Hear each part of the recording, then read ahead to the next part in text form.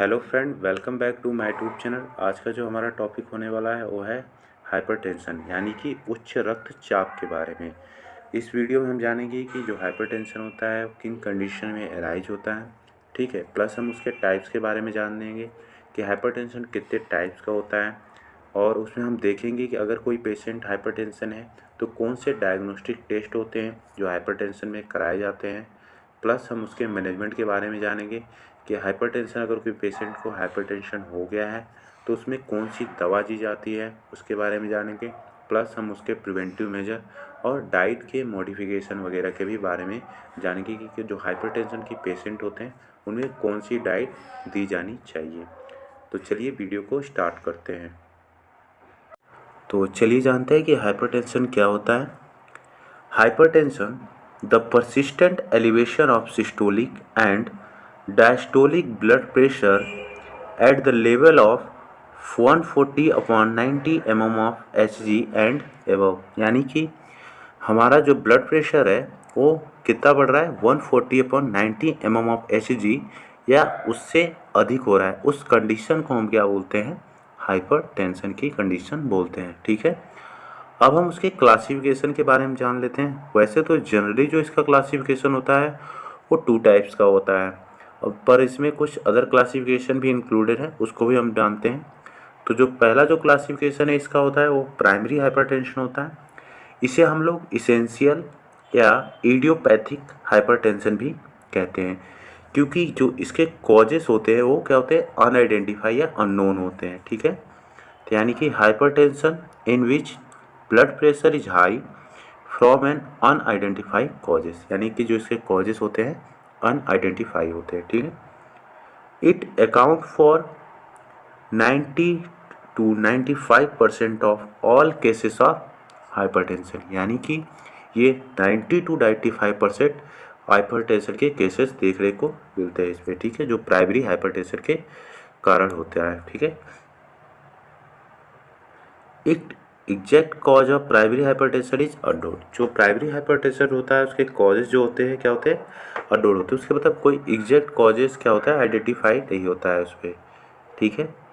तो इसमें कुछ सेवरल कंट्रीब्यूटेड फैक्टर होते हैं जो क्या करते हैं, हमारी प्राइमरी हाइपरटेंशन को क्रॉस होने में हेल्प करते हैं, मतलब कि उसी के कारण क्या होता है जो हमारा प्राइमरी हाइपरटेंशन अकर होता है, ठीक है। तो जिसमें है SAN, यानी कि सिंपैथेटिक नर्वस सिस्टम, ठीक है।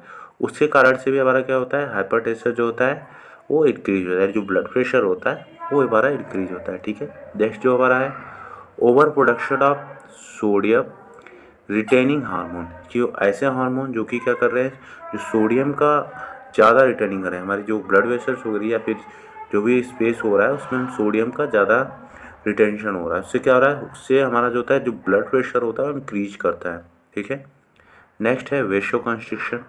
अगर आप वेसो कंस्ट्रिक्शन कोई मेडिसिन ले रहे हैं ऐसा कि जो कि क्या कर रहा है, जो वेसल्स है उसको कंस्ट्रिक्ट कर रहा है, यानी कि जैसे कि हमारा ये वेसल्स है, अब हम इस पर क्या करेंगे, वेसो कंस्ट्रिक्शन होगा तो ये दोनों तरफ से क्या होगा, हमारा लूमन जो होगा नैरो होगा। अब जब लूमन नैरो होगा तो क्या होगा, जो इसमें ब्लड फ्लो हो रहा है उसका जो प्रेशर है वो क्या होगा, इंक्रीज हो जाएगा, ठीक है। इसके कारण से भी हमारा प्राइमरी हाइपरटेंशन हो सकता है। नेक्स्ट जो हमारा है हाई सोडियम इनटेक, ठीक है। अगर कोई पेशेंट ज़्यादा अमाउंट में सॉल्ट वगैरह का यूज कर रहा है उसको हो सकता है, ठीक है। बहुत मतलब प्रोलॉन्ग टाइम से, ऐसा नहीं कि आप शॉर्ट टाइम में यूज कर रहे हैं उनको नहीं, मतलब बहुत लंबे समय से आप क्या कर रहे हैं, सोडियम इनटेक कर रहे हैं हाई अमाउंट में, ठीक है, तो उसको हो सकता है। या फिर कोई ओबेस पेशेंट हो गया, जैसे कि ओबेसिटी वाले पेशेंट, उनमें देखने को मिल सकता है। डायबिटीज़ मेलाइटस का कोई पेशेंट है उनमें, ठीक है, देखने को हमें मिल सकता है प्राइमरी हाइपरटेंशन के केस।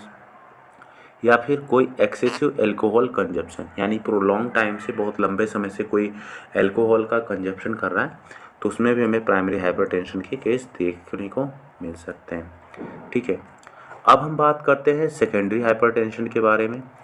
तो सेकेंडरी हाइपरटेंशन क्या होता है, it has identified causes such as emotional condition, जैसे कि आप स्ट्रेस में हो या फिर कोई साइकोलॉजिकल प्रॉब्लम है, उस कंडीशन में जो आपका हाई ब्लड प्रेशर होता है वो क्या होता है, राइज होता है, ठीक है।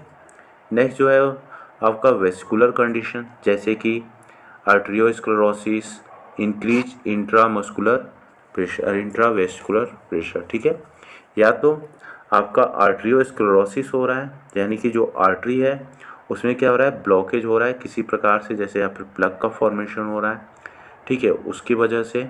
या फिर इंक्रीज इंट्रावेस्कुलर प्रेशर, किसी कारण से जो वेस्कुलर की प्रेशर हो रहा है वो इंक्रीज हो रहा है, उसके कारण से हमारा क्या होता है, सेकेंडरी हाइपरटेंशन की कंडीशन डेवलप हो सकती है। नेक्स्ट जो है हमारा endocrine disorder such as pancreatitis, ठीक है, हाइपरथायरॉयडिज्म और हाइपोथायरॉयडिज्म, ये कंडीशन होती है। ये भी क्या करती है, जो पैंक्रियाटाइटिस होता है ये हमारा पोर्टर हाइपरटेंशन इंक्रीज करता है।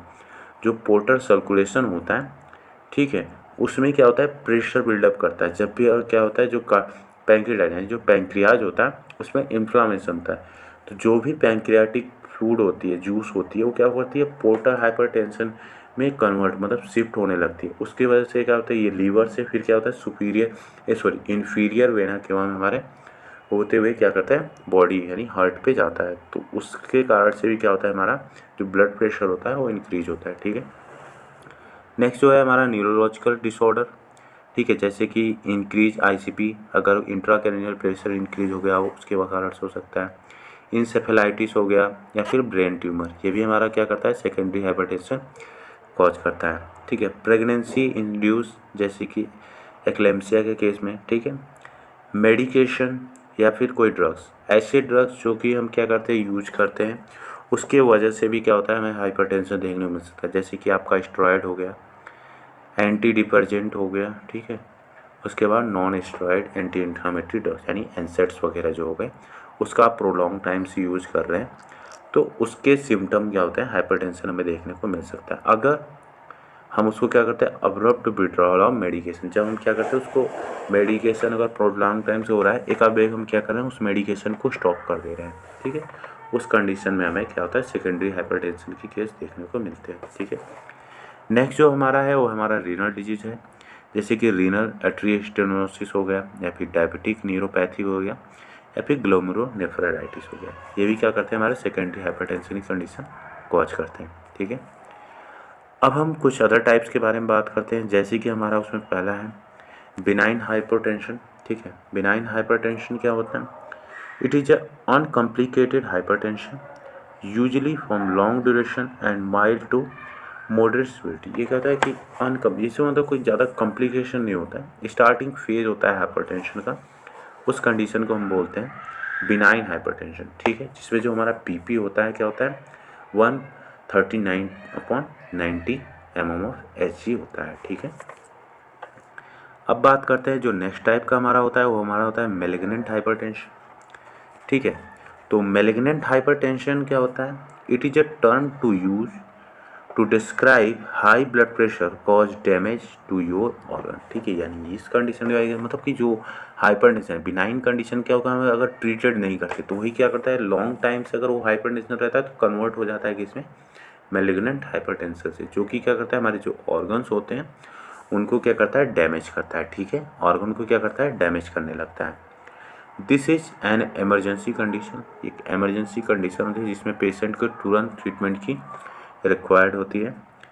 Malignant hypertension most severe type of characterized by high blood pressure usually at more than 180 mmHg systolic and more than 120 to 130 of diastolic blood pressure, ठीक है, plus damage of multiple organ, ठीक है। जो इसमें होता है क्या होता है, मेलिग्नेंट हाइपरटेंशन में जो बीपी हमारा होता है कितना होता है, 180 mmHg सिस्टोलिक, उससे ऊपर, या फिर 120 to 130 mmHg diastolic blood pressure, और इसमें साथ ही क्या देखने को मिलता है, हमारा मल्टीपल ऑर्गन डैमेज देखने को मिलता है, ठीक है। जो मेलिग्नेंट हाइपरटेंशन होता है वो प्रिवलेंस होता है, ठीक है, इट है prevalence low about 1-2 case in 1 lakh population, यानी मतलब कि जो इसकी प्रिवलेंस, जो देखने की संख्या, मतलब कि केसेस जो इसके होते हैं वो क्या होते हैं, कम होते हैं, बहुत मतलब कि रेयर केस में देखने को मिलता है कि 1 लाख में 1 या 2 ही % को क्या होता है, मेलिग्नेंट हाइपरटेंशन होने की संभावना होती है, ठीक है। Malignant hypertension is an emergency medical condition in which require quick treatment। ठीक है, जैसा कि हम लोगों को पहले बताया कि इसमें क्या होता है, क्विक इमरजेंसी ट्रीटमेंट रिक्वायर होती है। ठीक है, पेशेंट को। अब कुछ अदर टाइप्स देख सकते हैं, जैसे कि प्री हाइपरटेंशन होता है। ये मतलब कि एक प्रायर स्टेज ऑफ हाइपरटेंशन, जो इस हाइपरटेंशन की पहली अवस्था, प्राथमिक प्राइमरी अवस्था कह सकते हैं, स्टेज कह सकते हैं, जिसमें क्या होता है, जो हाइपरटेंशन आपको कंफर्म नहीं होता, धीरे धीरे क्या हो रहा है, इंक्रीज कर रहा है। तो इसके जो सिस्टोलिक ब्लड प्रेशर होता है वो होता है 120 to 139 mmHg, और जो डायस्टोलिक ब्लड प्रेशर होता है वो 80 to 90 mmHg होता है। ठीक है। One another type of hypertension जिसे हम लोग बोलते हैं वाइट कोट हाइपरटेंशन। ठीक है, इसमें क्या होता है कि hypertension in people who are actually non-hypertensive except when their blood pressure measured by a healthcare worker increase significant। मतलब कि ऐसे क्या होता है कि कुछ पेशेंट होते हैं जो कि क्या होते हैं वाइट कोट, यानी जो भी हेल्थ केयर प्रोवाइडर होता है, हेल्थ केयर वर्कर होता है, उसको देख कर ही क्या करता है, उसको मतलब अचानक से उसके अंदर फियरनेस आने लगता है, एंजाइटी होने लगती है, जिसके कारण से जब हम उसका ब्लड मेजर करते हैं, ब्लड प्रेशर, ठीक है, तो उसमें ब्लड प्रेशर क्या होता है, हमें हाई देखने को मिलता है। ठीक, जैसा कि आप देख पा रहे हैं, ये जो हाइपरटेंशन की कंडीशन है, ठीक है, उसको कैसे कैटेगराइज किया है, जो ब्लड वेसल्स होती है, ठीक है, ये क्या हो रहा है, ये नॉर्मल ल्यूमन है, जो उसका डायमीटर है क्या हो रहा है, ये देखिए, इसके जो डायमीटर है कितना है, नॉर्मल इंटीरियर डायमीटर। जब ये कंडीशन हाइपरटेंशन की कंडीशन डेवलप होती है, कैसे डेवलप होती है, जो डायमीटर होता है, ठीक है, वो क्या हो रहा है, नैरो होने लग रहा है। उस कंडीशन में जो हमारा जो ब्लड का प्रेशर हो रहा है वो क्या हो रहा है, इंक्रीज हो रहा है। इंक्रीज वॉल थिकनेस के कारण जो हमारा हो रहा है, ठीक है, ब्लड प्रेशर क्या हो रहा है, इंक्रीज हो रहा है। कैसे दिख रहा है, जैसे कि हमारा वेसल्स हो गया, ठीक, जो systolic pressure is measure between the heart contract, और जो डायस्टोलिक प्रेशर होता है it measure between when the heart relax. ठीक है, जब हार्ट हमारा रिलैक्स होता है तो उस कंडीशन को हम लोग बोलते हैं डायस्टोलिक प्रेशर, और जब हमारा हार्ट क्या करता है, कॉन्ट्रैक्ट करता है, उस कंडीशन को बोलते हैं सिस्टोलिक प्रेशर। जो नॉर्मल कंडीशन में हमारा ब्लड वेसल्स होता है उसका डायमीटर क्या होता है, वाइडर होता है। ठीक है, जैसे जैसे डायमीटर क्या हो रहा है, आप पढ़ रहे हैं, देख रहे हैं, ये डायमीटर क्या हो रहा है, धीरे धीरे क्या हो रहा है, नैरो होने लग रहा है। तो प्री हाइपरटेंशन की कंडीशन में उसका डायमीटर नैरो हुआ, फिर जैसे जैसे डायमीटर और ज़्यादा नैरो होने लगेगा वैसे वैसी कंडीशन क्या होगी, हाइपरटेंशन और पोस्ट हाइपरटेंशन की कंडीशन डेवलप हो जाएगी। ठीक है, अब हम ब्लड प्रेशर के रेंज के बारे में जानते हैं कि नॉर्मली एक हेल्दी पर्सन में जो ब्लड प्रेशर का रेंज होता है वो कितना होता है। ठीक है, तो हेल्दी पर्सन की बात की जाए तो हम जो ब्लड प्रेशर का रेंज होता है सिस्टोलिक होता है लेस देन 120 mmHg, और जो डायस्टोलिक होता है लेस देन 80 mmHg। वहीं अगर हम बात करें कि एलिवेटेड के केस में जो हमारा सिस्टोलिक प्रेशर होता है 120 to 129 mmHg, और डायस्टोलिक जो होता है लेस देन 80 mmHg। अगर धीरे धीरे क्या हो रहा है, ब्लड प्रेशर हमारा राइज हो रहा है, तो यानी जो स्टेज फर्स्ट होती है हाइपरटेंशन की, उसमें जो सिस्टोलिक प्रेशर होता है 130 to 139 mmHg, और जो डायस्टोलिक प्रेशर होता है 80 to 89 mmHg होता है। अगर वही हम बात करें स्टेज 2 हाइपरटेंशन की, तो स्टेज 2 हाइपरटेंशन में जो होता है 140 और हायर, और जो डायस्टोलिक प्रेशर होता है 90 और हायर, उससे अधिक होता है, तो हमारा क्या होता है, स्टेज 2 हाइपरटेंशन की कंडीशन होती है। अगर वही बात करें कि हाइपरटेंशन क्राइसिस की बात करें, कि मतलब कि जब पेशेंट का जो हाई ब्लड प्रेशर हो काफ़ी ज़्यादा बढ़ गया हो, यानी जो सिस्टोलिक प्रेशर कितना हो रहा है 180 ओवर, यानी कि 180 या उससे अधिक, तो उस कंडीशन को बोलते हैं हाइपर टेंशन क्राइसिस। और जो हमारा डायस्टोलिक प्रेशर होता है ओवर द 120 mmHg। तो ये कुछ रेंज थे ब्लड प्रेशर के। ठीक है, अब हम इसके क्लिनिकल मैनिफेस्टेशन यानी कि हम इसके साइन और सिम्टम के बारे में जानेंगे। तो in prehypertensive stage no clinical manifestation are notice, क्योंकि जो पहली जो प्री हाइपरटेंसिव के स्टेज होती है उसमें हमें कोई भी क्लिनिकल सिम्टम देखने को नहीं मिलते हैं। ठीक है, व्हेन विल बी, मतलब जो बीपी होता है will continue to rise, the clinical manifestation are appear. जैसे जैसे क्या होता है, अगर हम उसको क्या करते हैं धीरे धीरे इग्नोर करते रहते हैं तो क्या होता है, वही बीपी कंटिन्यूस चेंज होकर क्या होता है, क्रोनिक स्टेज में चला जाता है और फिर उसके क्या होते हैं, साइन सिम्टम अपीयर होने लगते हैं। तो इसमें कौन से साइन सिम्टम अपीयर होंगे, तो इसमें सबसे पहला जो साइन सिम्टम होता है वो होता है हमारा हेडेक। ठीक है, हेडेक होगा किस रीजन में, ऑक्सीपिटल, यानी जो बैक का रीजन होता है ब्रेन के ऑक्सीपिटल रीजन में, ठीक है, उस एरिया में होगा। डिजीनेस जैसा फील होगा, ठीक है, पल्पिटेशन होगा पेशेंट को, फ्लशिंग ऑफ फेस, ठीक है, फैटिगनेस, थका थका लगेगा, वीकनेस होगी पेशेंट को, और डिस्पनिया, डिफ़िकल्टी इन ब्रीदिंग। ये साइन और सिम्टम होते हैं जो पेशेंट में देखने को मिलते हैं इन केस ऑफ हाइपरटेंशन। इससे पहले भी हम लोगों ने एक लेक्चर किया था जिसमें क्या होता है, हम लोगों ने कॉमन साइन सिम्टम के बारे में देखा था और रिस्क फैक्टर के भी बारे में जाना था। तो जब भी आपको एग्जाम में हाइपरटेंशन आ रहा है तो सबसे पहले मतलब कि आप इटियोलॉजी मतलब जो इटियोलॉजी होती है उसके कॉजेस होते हैं, उसके बाद हम आप क्या करते हैं, रिस्क फैक्टर को लिखते हैं। तो प्रीवियस लेक्चर में जो हमने रिस्क फैक्टर कराया था, आप उसको चाहे तो देख सकते हैं, इसका लिंक हम डिस्क्रिप्शन बॉक्स में दे दिए हैं। ठीक है, उस पर जाकर आप क्या करते हैं, उसको देख सकते हैं कि उसमें कौन से रिस्क फैक्टर हैं जो हमारे हाइपरटेंशन की कंडीशन या फिर जितने टाइप्स की भी डिजीज होती है कार्डियोवैस्कुलर सिस्टम में, वो रिस्क फैक्टर क्या होता है उसमें कहीं ना कहीं इफेक्ट करते हैं। और कुछ साइन सिम्टम और डायग्नोस्टिक टेस्ट के बारे में बताया था, आप उसको जाकर एक बार देख सकते हैं। ठीक है, अब हम इसके डायग्नोसिस के बारे में जानेंगे कि हाइपरटेंशन में कौन कौन सी डायग्नोसिस कराई जाती है जिससे कंफर्म हो कि पेशेंट को हाइपरटेंशन की कंडीशन है।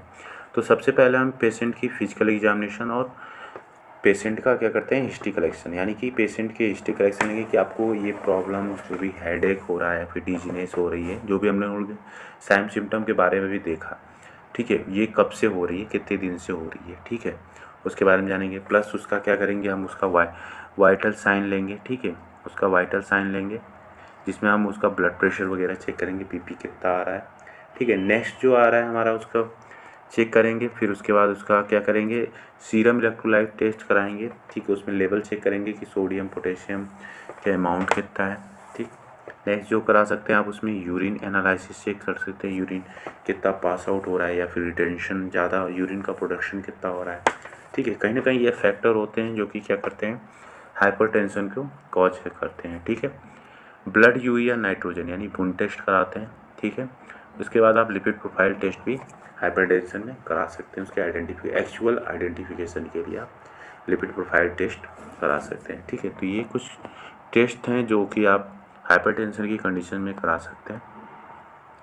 अब हम इसके कुछ कॉम्प्लिकेशन के बारे में जानते हैं कि अगर पेशेंट को हाइपरटेंशन हो गया है तो और कौन सी कंडीशन क्या होती है, डेवलप हो सकती है। अगर आप हाइपरटेंशन को क्या कर रहे हैं, इग्नोर करते जा रहे हैं, बार बार इग्नोर कर रहे हैं, ठीक है, तो ये क्या करती है, एक टाइम पीरियड के बाद क्या करती है, ये क्रॉनिक में चेंज हो जाती है और ये मल्टीपल ऑर्गन को क्या करती है, डैमेज करने लगती है। जैसा कि ये क्या होता है, सेकेंडरी हाइपरटेंशन की केस में हम लोगों ने देख रहे थे, ठीक है। इसमें कौन से कॉम्प्लिकेशन होते हैं, तो हार्ट की केस में हम क्या करते हैं, एंजाइना पेक्टोरिस देखने को मिल सकता है हमें, ठीक है। मायोकार्डियल इन्फ्रक्शन देखने को मिल सकता है, एमआई, हार्ट फेल्योर और लेफ्ट वेंट्रिकल हाइपरट्रॉफी देखने को मिल सकता है। ब्रेन में हमें क्या देखने को मिल सकता है, स्ट्रोक हो सकता है, ट्रांजिएंट इस्चेमिक अटैक यानी कि TIA के पेशेंट में तो उसमें देखने को मिल सकता है, ठीक है। रीनल में आपको हमें acute renal failure, chronic renal failure और उसके बाद एंड स्टेज रीनल डिजीज, यानी कि ऐसा स्टेज जिसमें क्या होता है, जो रीनल यानी किडनी जो होता है उसको मतलब कि आपको ट्रांसप्लांट कराने की ज़रूरत आ गई है, ठीक है, इतना डैमेज हो गया है, ठीक है। और आई में आपको रेटिनोपैथी, ठीक है, देखने को मिल सकता है। अब हम इसके ट्रीटमेंट या मैनेजमेंट के बारे में जानेंगे कि जो अब अगर कोई पेशेंट है जो हाइपरटेंशन की कंडीशन हुई है तो उसमें हम कौन से मैनेजमेंट करेंगे। वैसे तो अगर फार्माकोलॉजिकल मैनेजमेंट की बात की तो ये पहले भी मैंने लेक्चर में बता दिया है, ठीक है। यहाँ पर भी देख ले रहे हैं कि कौन कौन सी मेडिसिन देते हैं। तो सबसे पहला जो फार्माकोलॉजिकल मैनेजमेंट होता है उसमें हम डाययूरेटिक देते हैं, ठीक है। पेशेंट में अगर जो फूड वॉल्यूम ज़्यादा हो रहा है, ठीक है, ओबेस पेशेंट है, फूड का रिटेंशन ज़्यादा हुआ है, उसको हम क्या करते हैं, डाययूरेटिक से ठीक करते हैं, जिसमें हम आपका फ्रोसेमाइड या फिर थायाजाइड आता है, ठीक है। तो ये डाययूरेटिक्स होते हैं जो पेशेंट में दिए जाते हैं। सेकंड जो ड्रग्स देते हैं वो हमारा होता है एड्रेनर्जिक इनहिबिटर, ठीक है, जैसे कि आपका बीटा ब्लॉकर होता है जिसमें आपका एटेनोल, प्रोप्रानोल ये सब आते हैं, ठीक है। ये पेशेंट को आप दे सकते हैं। नेक्स्ट जो होता है हमारा AC इन्वर्टर दे सकते हैं पेशेंट को, मतलब ये आप सभी नहीं दे सकते, ये उसके कॉजेज़ के बेस पे होता है कि जब उसका एक्चुअल कॉज क्या होता है आइडेंटिफाई हो जाता है तो हम उस कंडीशन में देते हैं। किसी केस में हम उसे डायबिटिक देते हैं तो किसी केस में एटर्नर्जिक देते हैं, ठीक है। तो AC इन्वर्टर में जैसे कि आपका कैप्रोपिल आ गया या फिर एनालॉप्रिल आ गया, तो ये 2 ड्रग्स आती है जो कि AC इन्वर्टर का काम करती हैं। और नेक्स्ट जो हम दे सकते हैं इसमें कैल्शियम चैनल ब्लॉकर दे सकते हैं, जैसे कि नेपलिडिन और डिल्टेजिन, ठीक है, ये मेडिसिन होती हैं। और नेक्स्ट जो है आपका वेसोडाइलेटर, जैसे कि नाइट्रोग्लिसरीन और हाइड्रोलिजाइन, ये क्या करता है वेसो को डायलेट करता है, यानी जो वेसल्स हमारी कॉन्ट्रैक्ट हो गई है जिसके कारण से हमारा जो प्रेशर बढ़ा हुआ है उससे क्या होता है वेसल्स को ये करता है डायलेट करता है और जो प्रेशर होता है उसको कम करता है। धीरे धीरे उसके कारण से हमारा जो BP होता है वो स्लो डाउन होने लगता है। अब हम इसके नॉन फार्माकोलॉजिकल मैनेजमेंट की बात करें तो इसमें लाइफ स्टाइल मॉडिफिकेशन आप कर सकते हैं, जैसे कि वेट रिडक्शन। अगर कोई ओबेस पेशेंट है तो क्या करेगा, वो अपना वेट रिडक्शन कर सकता है। नेक्स्ट है सोडियम रिस्ट्रिक्शन, ठीक है। अगर कोई पेशेंट जिसको हाइपरटेंशन की कंडीशन हुई है तो क्या करे कि बहुत ही कम मात्रा में क्या करे सोडियम का कंजप्शन करे, ठीक है। नेक्स्ट जो है डाइटरी फैट मॉडिफिकेशन। अगर कोई ज़्यादा फैटी चीज़ें खा रहा है, ऑयली चीज़ें खा रहा है तो उसको भी क्या करे रेस्ट्रिक्ट करे या फिर बहुत ही लिमिटेड अमाउंट में खाए, फास्ट फूड वगैरह तो बिल्कुल भी ना खाएं, ठीक है। एक्सरसाइज आप अपने रेगुलर लाइफ में क्या करें एक्सरसाइज को फॉलो करें, डेली आप एटलीस्ट 30 मिनट तक आप एक्सरसाइज परफॉर्म करें, ठीक है। AST alcohol smoking tobacco restriction, ठीक है। आप एल्कोहल स्मोकिंग या फिर टोबैको अगर यूज कर रहा है उस पेशेंट को तो उसको क्या करें पूरी तरीके से बंद कर देना चाहिए, ठीक है। कैफ़ीन रिस्ट्रिक्शन, अगर कोई कैफ़ीन वगैरह का ज़्यादा यूज कर रहा है, ठीक है, कॉफ़ी वगैरह चीज़ें हो गई तो उसको भी क्या करता है ये हमारे ब्लड प्रेशर को राइज करने में हेल्प करता है, तो इसको भी क्या करता है अवॉइड करना चाहिए कैफ़ीन वगैरह को भी, ठीक है। तो इस लेक्चर में हम लोगों ने हाइपरटेंशन के बारे में जाना है, ठीक है। हाइपरटेंशन क्या होता है प्लस उसके टाइप्स, कॉजेस और ट्रीटमेंट मैनेजमेंट जो भी थे वो सारी चीज़ें हम लोगों ने इस लेक्चर में कवर किया है, ठीक है। हमने इससे पहले आपको बताया था लेक्चर के बीच में भी मैं बता रहा था कि मैंने एक प्रीवियस लेक्चर लोड किया जिसमें कार्डियोवैस्कुलर सिस्टम डिजीज़ की आप कोई भी डिजीज़ कंडीशन आ रही है तो उसमें कुछ कॉमन पॉइंट मैंने बताए थे कि आपको अगर एग्ज़ाम में लिखना है तो वो सारे पॉइंट लिख सकते हैं। अगर आपने वो हमारा वीडियो नहीं देखा है तो आप उस वीडियो को देख सकते हैं जिसका लिंक डिस्क्रिप्शन बॉक्स में आपको मिल जाएगा, ठीक है। Thanks for watching this video, मिलते हैं फिर नेक्स्ट वीडियो में।